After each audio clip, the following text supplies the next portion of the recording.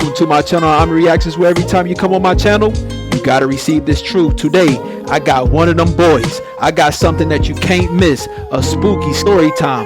The rapper who sold his own soul for fame. So please sit back, relax, and enjoy this reaction video. You already know what it is. Let's dive into it. This girl emailed me and she was like, my ex-boyfriend sold his soul or channeled a demon to become a successful rapper. So I wasn't actually going to post a lot this week because I'm actually at my mom's house. I'm in her guest bedroom, but this one's really good. So she told me that she met this guy in high school. They went to high school together. He dropped out. She graduated. And actually in high school, they weren't together because he actually had a baby with like some girl that she knew. Like they weren't really friends, but whatever. He has a baby with her. Okay, if you're not with this guy because he had a baby with someone who you knew back in high school, why would you date him in the future? But I digress. You can already tell that this is about to be a very interesting story. So let's go ahead and dive into it. He graduates. He had dropped out to become a successful rapper and like work on his rap career. After they graduate, somehow they get together. I'm not really sure the details on that, but pretty soon after they get together, she gets kicked out of her family's house. I don't really know the details on that either, but she said it's not really relevant to the story. So she moves in pretty soon after they start dating with him, his mom, and then sometimes his daughter's there. They have virtually no money. He's working a little bit. She's working at the mall. She's going to work every day. She's trying to help him provide for his daughter, and he's working on his rap career when he's not at work. He does a song that goes semi-viral around 2020. That song got attention of a big producer who lives in Los Angeles. The producer's team reaches out to him and basically tells him, hey, we want to bring you out here. We want to like work with you. And he's all excited. He goes to her. He's like, I can't believe this is happening. She's like, you need to go, baby. They fly him out. He doesn't talk to her a lot that day, but he basically just tells her, like, I'm with these people. Like, they're super important. They're teaching me everything I need to know. But he does FaceTime her that night while he's at the studio. He calls her the next morning. He's like, hey, I'm going to be pretty busy today. I don't know how much I'm going to be able to talk to you, but like, just so you know, everything is going really, really well. I'll tell you about it when I get home. He was supposed to fly home the next day. He was only there for 2 days. So he gets home. He's all excited. He says like, he's going to continue working with these people. I don't know if there was like a contract signed or whatever, but basically he's hook, line, and sinker. He's in with them. He tells her about the producer, and then he tells her about this girl that's like the producer's assistant or like part of his team. I'm not really sure her role, but we're just going to call her Jazz for the story. And Jazz has sort of been like the point of contact that her boyfriend is working with this whole time. Like she's the one that reaches out on behalf of the producer. She's the one that makes all the travel arrangements. So the night that he gets home, after he tells her all about his trip, all about all the people, he just basically tells her, hey, I might be different for the next couple weeks because I'm in work mode. Like this is what I'm doing now. I need to take it seriously. So like, don't be offended if I'm a little bit different or if I'm a little bit distant because I'm not going to be able to dedicate as much time to you as I have in the past. She said up until that point, like they really did have a good relationship. He was a good boy.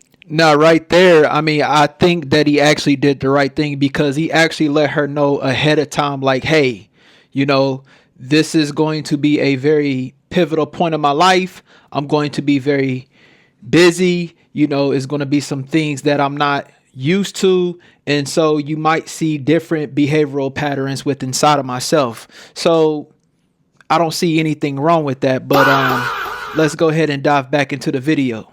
See what happens next. Boyfriend, he always tried to make her feel special even though he didn't have a lot of money. He would always tell her like, I'm gonna get big so that I can get us a nice house, I can get my mom a big house, like we're gonna have a really, really good life, like you just have to believe in me. And she did believe in him. So it's a day after he gets home from his trip. She gets home from work. He's in his room doing like recording or whatever he does. She walks in the bedroom after work to like change her. He turns his to look at her and he's like, what the F are you doing? Get the F out of here. She said he had never talked to her like that. She was like taken aback. Like what's going on? Now that right there, I would have told her straight up, look, if he talked to you like that, leave. I don't play none of that. If a person is treating you the way that you are not supposed to be treated in a relationship, you are not supposed to stay there. You are supposed to leave. Confront the situation. If that person is not willing to change, go. You know, it's not worth being disrespected, you know, but I digress. It was like Dr. Jekyll, Mr. Hyde, different person. So she's like, what is your problem? She's like, don't talk to me like that. And his face softens and he's like, I'm sorry. Like I was just in the middle of something. He's like, I was just really, really into it. Like you just surprised me. That's all. And so she's like, okay. Like she lets it go because this is the first time. Yo, I wonder if they could have casted some type of spell on him or performed some type of ritual when he was out of town, but I digress. It's ever happened. So she tries to be nice and she's like, well, show me what you're working on. Like, I'm invested. I want to know. So he brings his laptop over. They're sitting on the bed. He's playing her this song that he's been working on that I guess he worked on while he was in LA with these people. And his like iMessages pops up on his computer because she said his texts were linked to his MacBook. And the text is from Jazz. Like, she sees the name and the text says, let me know when you meet him and how he works for you, LOL. He X's the message out almost as soon as it pops up. Like, he did not want her to see it, she felt like. So she was like, what was that? Like, meet who? And he was like, oh, just another person that they work with. Don't worry about it. So she's like, okay, let's it go. Couple weeks go by. He has another trip to go out and meet these people and work with them. She takes him to the airport. She's like, let me know when you land. He's like, I will. I love you. Bye. Gets on the plane. He lands. He doesn't text her. She checks his location. They shared locations on the phone. She sees that he landed, but she figures he's busy. He got picked up as soon as he landed. She's also going into work, so she doesn't think about it. She goes to work. She checks her phone on her break. He still has not texted her. It's been like 4 hours. So she texts him. She's like, did you make it okay? Checks his location. He's somewhere else. Not the same address that he was at the first time he was there. So she's got like 30 minutes on her break. So she looks up the address in her Apple Maps or whatever, figures out it's a house. It's a nice house. She texts him again. She's like, just call me when you have a minute. Okay, right here, it is way too many red flags. If you are in a relationship, you should have mutual respect for your partner to let them know where you are at, and especially if you are out of town, even if it's work related. Number 2, what's in the dark always comes to the light. So, by that being said, if you have to do investigation on your partner, you should just leave, because that means that you do not trust them. And a good relationship is built off of trust. No response. A couple hours later, she gets home from work. His mom's there. She's like, hey, have you heard from so-and-so, her ex? His mom's like, no. Like, have you? And she's like, no. She's like, you should call him. So his mom calls him. He doesn't answer. The phone rings, so it's on, but he doesn't answer. So for the next 2 hours, her and her boyfriend's mom are trying to call him, but he's not answering. The phone's ringing. All the messages are being delivered. She goes like full FBI mode, and she realizes that his iCloud login is logged into his mom's iPad because his... All at the end of the day, if they're doing you wrong behind your back, eventually the truth will land right in your lap, and you reap what you sow will always come to the forefront. But I digress. Let's go ahead and dive back into the video. Mom didn't have one. She used his account to like get games, or she used it for something. So it was logged into her iPad. So she logs into his messages. At this point in the email, she told me she doesn't care if other people think it's wrong or sneaky because you would do it too if you were in her situation. And she's able to pull up all of his text messages between him and Jazz.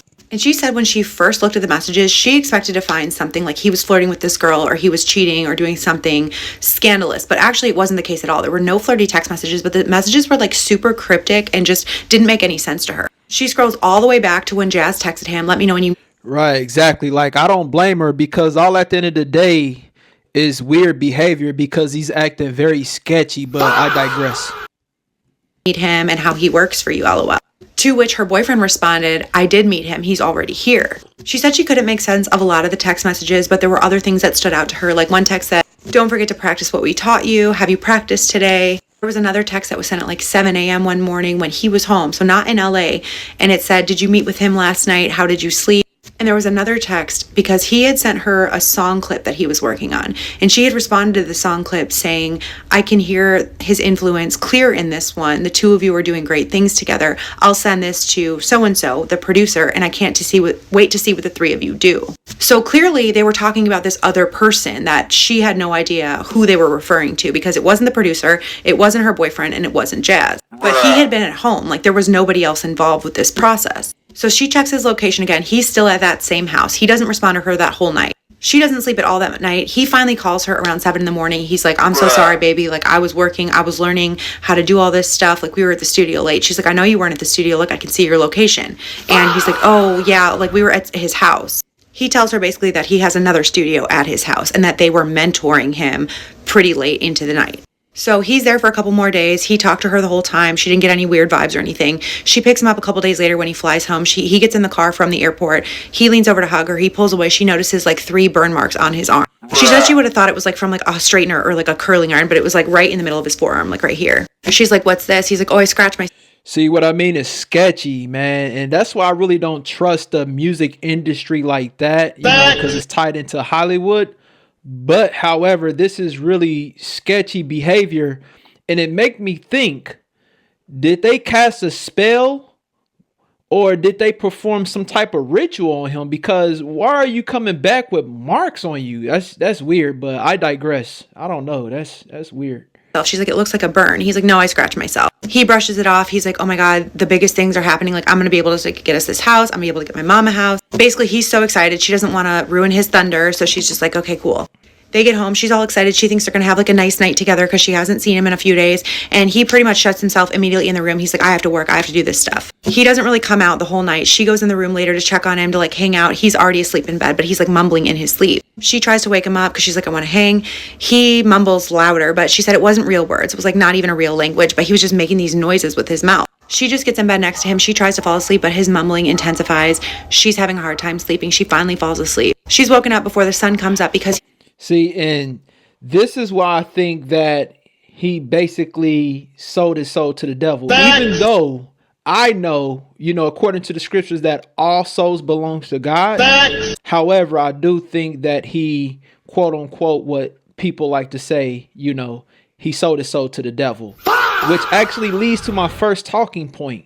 So let's go ahead and dive right into it. Okay, so I want to talk about something that's very, very, very important. I want to talk about making a deal with the devil. Although according to the scriptures, all souls belongs to God. However, I do understand when people say that they sold to the devil. But if we go to the book of Mark, chapter 8, verse 36 through 37, it clearly states, for what shall it profit a man if he shall gain the whole world, but lose his own soul? It also states, or what shall a man give in exchange for his soul? So when it comes to selling your soul, what I have learned is selling your soul is when someone is willing to sacrifice their relationship with the Creator. It's also when they're willing to set aside their healthy morals and values for material gain and make a pact or a deal with the devil, even though all souls belongs to God. I live my life by this golden rule. God must always comes first, because if you go to the book of Exodus chapter 20 verse 3 through 5, it clearly states, thou shalt have no other gods before me. The scriptures also states in the book of Romans chapter 8 verse 31, what then are we to say about these things? If God is for us, then who can be against us? When you put God first and have God on your side, you can only win, and especially when it comes to eternal life. But I digress. Let's get back to the video. He grabs her in his sleep and he says, you can't take her too. He wakes up. He's like, I'm sorry. I don't even know what I was dreaming about. They fall back asleep. At some point in the night, he wakes up again and basically tries to force himself on her. She basically tells him, no, I'm sleeping, to which he had a bad reaction. She said she looked at him. His eyes were fully open. He was awake. She's like, what are you doing? And he then snapped. Yeah, see, I don't think that he actually fell fully asleep. I think what happened was when he went out of town, they introduced him to the spiritual realm. And I think that when he came back, he knew that he had to make a decision. He didn't really go to sleep. Instead, he actually fell into a trance. And I think that he actually went to the spiritual realm in that way to actually sell his soul. But that's just my opinion. I'm not saying what I'm saying is correct, but that's what it sounds like to me. Out of it. He was like, I'm sorry, I must have been dreaming. Over the next couple of weeks, his anger and his temper intensifies. He's pretty much always locked in his room working. He's constantly snapping at her, his mom, and his daughter. At one point, he yelled at his little daughter so loud that it scared her. She was crying. She ran to her to comfort her. So now she's taking care of his daughter pretty much all the time. And then it comes time. And let me tell you something, right? A lot of these different rappers have alter egos. I don't know if it's Beyonce or Nicki Minaj, that's Sasha Fierce, and then the other one is their alter ego is called Roman or something like that. I don't care what no one says. I think these are demon possessions that actually takes place to him. I think that he is allowing a demonic spirit to possess his vessel to actually do the devil's work, but I digress. For him to go back to LA. So she's like, I want to go with you this time. He's like, okay, cool. They get to the airport, board the plane. He brings a water bottle that he bought at the airport onto the plane. He gets up before the plane takes off to go to the bathroom. While he's in the bathroom, she takes a sip of his water. He comes back. sees that she took a drink of his water bottle, and he just like flips on her, and he's like, he didn't say that you could have any of his water. And she's like, who? This is yours. And then she said it was like a change again. Like she saw his eyes change, and he was like, I'm sorry, like you can drink my water. Then she's like, okay, this person has like split personality. She lets it go. They get there. She goes to the studio with him. Everything. Nah, that's not split personality, because if he was never acting like that before and he just started recently acting like that after he came from out of town, he's been possessed, and more than likely they performed some type of ritual or some type of spell on him. I don't care what no one says. It's fine. She meets Jazz. Jazz That's is what it really, really seems cold like. to her, keeps talking to her boyfriend, but like is like very dismissive of anything that she says. She keeps making like inside jokes with him, and then she tells him after they're done that it's time for her to go back to the hotel while he comes over for mentoring. And the girl that emailed me is like, absolutely not, like I'm going with you. Her boyfriend looks torn. He's like, yeah, I'm just gonna bring her, like we'll drive separate. We're gonna go back to our hotel first, and then we'll meet you guys over there. They go back to the hotel. He's trying to convince her to stay at the hotel. He's like, you really don't want to be over there while they're just giving me tips and tricks about the industry. She's like, no, I want to go. They go back and forth for a little bit. Finally, he's like, okay, you can come, but there's something I have to tell you. Every time I've been out here, we've been doing rituals. They showed me something that I can do to channel a better part of myself. And she said immediately she did not like this. Red flags, because she believes in God. She doesn't think that you should be channeling anything. She tells him this. He's like, no, but like, look at my life since I've started doing it. Like everything is getting better. He said, basically, I have to turn him on when I work, and that's the only way that we're going to be successful. He said, you believed in me then, believe in me now. She goes, I don't want any part of this. She decides she's going to stay at the hotel while he goes over there. He doesn't come back to the hotel that night. And she's pretty much like so disgusted with him at this point. She doesn't even contact him. So, You know, one thing I can say about him is at least he's being open and honest with her. I mean, there are some people that keep stuff like this secret, right, from their other life. So now they're living a double life, but he's pretty much open and honest with her. And he's giving her the opportunity, like, hey, if you want to leave, then go ahead and leave, because this is what I'm going to do all at the end of the day in order for me to have a better life. And like I always say, you know, you can either go the devil route or you can go God's route. And me personally, I'd rather go with God than with the devil, because although you might get fame and fortune, trust and believe destruction is coming right after that. Satan is the father of lies. she leaves in the morning. She wakes up about 9 o'clock. They have another day at the hotel. She decides she's going to go get some breakfast from this like smoothie juice place down the street. She walked. As she's on her walk to the juice place, he starts texting her, basically saying that he's sorry, that he got caught up in everything, that he loves her, that he wants her to be part of his new life. She ignores his text. She checks his location. She sees that he's still at the same house that he was at the last time he was there. She gets to the juice place, orders a smoothie, orders some breakfast. She sits down. He's still texting her. He's still trying to call her, but she's texting and FaceTiming with one of her friends who's back home in Atlanta. She said she was like basically talking to her friend for probably an hour when she sees him through the window of the juice place walking inside. She thinks he's there to apologize. They shared each other's location, so it wasn't like he just found her. Like he knew where she was. He comes in, but he doesn't look happy to see her. He looks mad. He grabs the juice or like smoothie she's drinking, throws it in the trash, and starts basically berating her in public about how is she going to ignore him. She doesn't know how she has. How dare she embarrass him in front of all these new people that he's become friends with. When she objects, she's like, don't yell at me in public. He grabs her breakfast. I don't know what she's having, but he throws it on the floor in the juice place, to which at that point, the employees come over and they basically tell them that they have to leave. She's so embarrassed because he's never acted like this. So she's like profusely apologizing to the employee when he yells at her in front of the employee. And he's like, why do you care what this person thinks? And you... So that's crazy. So it's cool when he do it, but it's a problem when you do it. That really doesn't make any type of sense to me, because last time I recall, he actually ignored her first when he was out of town. But I digress. She basically asked Jazz, is this devil worship? Like, what are you exactly doing? And Jazz says it's just to let him tap into a higher part of himself that will let him be successful. She says the words devil, entity, nothing like that was ever mentioned in this conversation. Her ex comes back in the room. He's like, can I talk to you alone? They go out. He basically tells her, look, just give it a chance. You don't have to participate. Is he tapping inside of the higher part of himself that's cussing her out, love bombing her, lying to her, and taking her through a vicious psychological cycle? See, that's why you really can't believe everything that someone tells you. Instead, look at their actions. Because all at the end of the day, folks, Actions speak louder than words.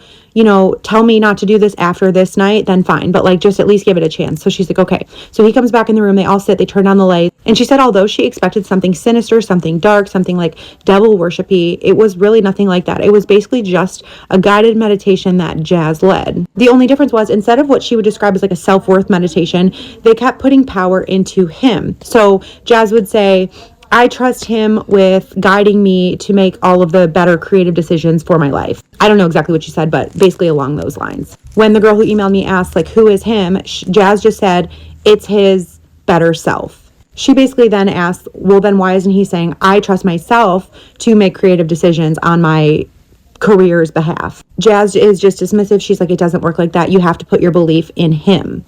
She says there were no substances, no alcohol, nothing like that involved. She said she did feel scared at certain points, but she just kind of quietly prayed to herself. And then as she watched her boyfriend, it was almost like his face was changing before her, although she couldn't exactly put her finger on what was changing about his face. Wow, so that's very important right there. See, she started praying and instantly God started to reveal things to her, right? And this actually leads to my next talking point, because in this moment, he was making a pact, or some people like to call it a deal with the devil, even though all souls belongs to God according to the scriptures. So that actually leads to my very last talking point before I go ahead and let you guys go. Okay, so I want to cook for a second. I want to talk about how, according to the Bible, God says that all life belongs to God. So if you go to the book of Ezekiel chapter 18 verse 4, it clearly states, look, every life belongs to me. The life of the Father is like the life of the Son. Both belongs to me. The person who sins is the one who will die. Also, if you go to the book of Ecclesiastes chapter 12 verse 7, it clearly states, and the dust returns to the earth as it was, and the spirit returns to God who gave it. See, God created all souls, so God owns all souls. You can make a deal or a pact with the evil one. However, all at the end of the day, we cannot undo what God has already created. God has given us free will to make our own decisions in life. Joining forces with the evil one will only lead us down the road of destructions, for the Bible clearly states in the book of Romans chapter 6 verse 23, for the wages of sin is death, but the gift of God is eternal life in Christ Jesus our Lord. It's always better to be with God, our creator, than Lucifer, who is the father of all lies. But I digress. Thank you for visiting my channel, Omni Reactions. I really hope that you guys learned something new today. Till next time, y'all. Deuces.